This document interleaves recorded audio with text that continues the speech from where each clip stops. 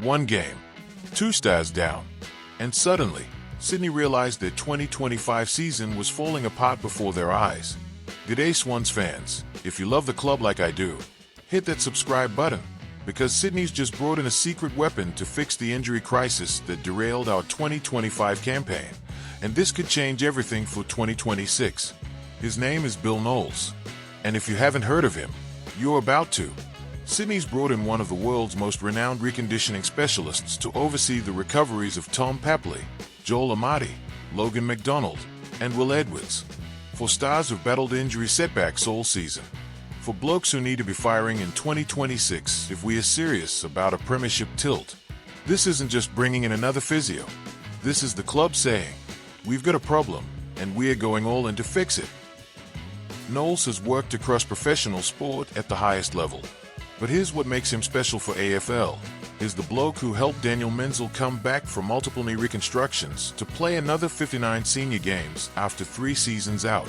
3 seasons. Most players don't come back from that. Menzel did, because of Knowles.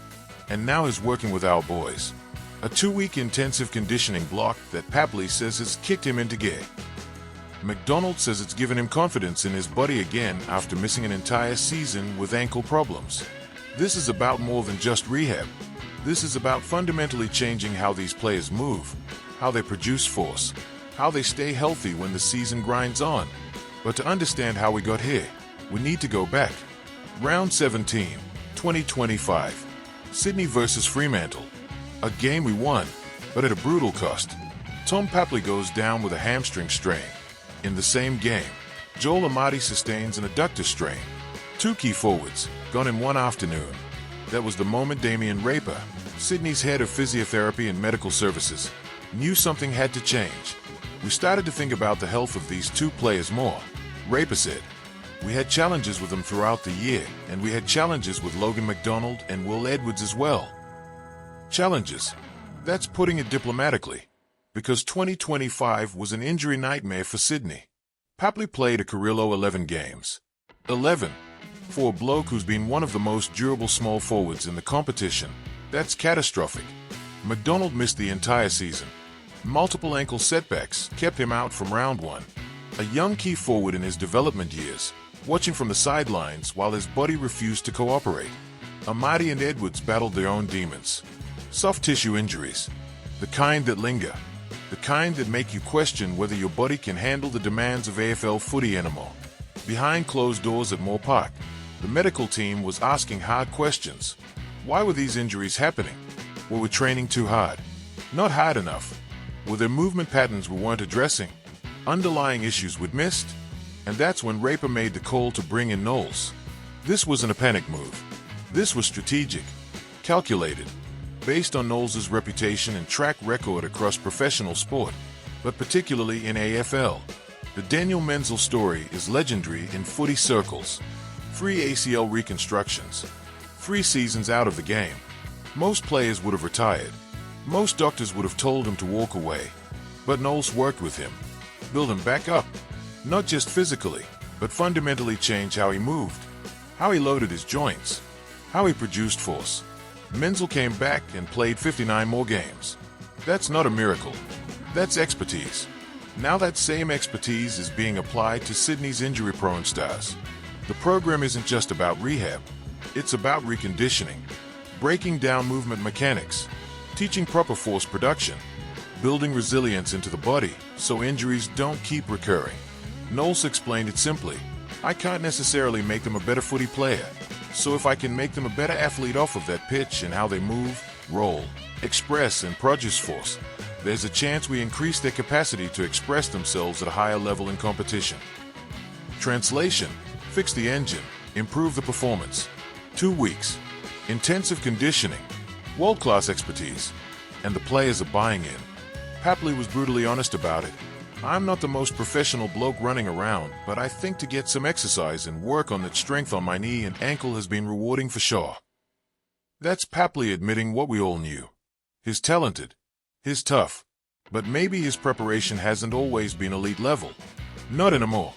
When someone is world-renowned for their rehab stuff, it's kicked me into gear a little bit, he said. That's the sound of a player who's had a wake-up call. A player who's realized that if he wants to keep performing at AFL level, he needs to change how he prepares. The work they're doing isn't glamorous. Breaking down running mechanics, learning proper positioning. For Papley, a small forward who's always had rounded shoulders, it's about learning to grow a little bit. About opening up his body, improving his movement patterns. These aren't small tweaks. These are fundamental changes to how he moves. But here's the part that changes everything. It's working.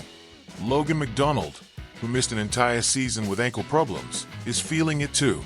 I've built resilience in my body up ahead of the preseason, McDonald said.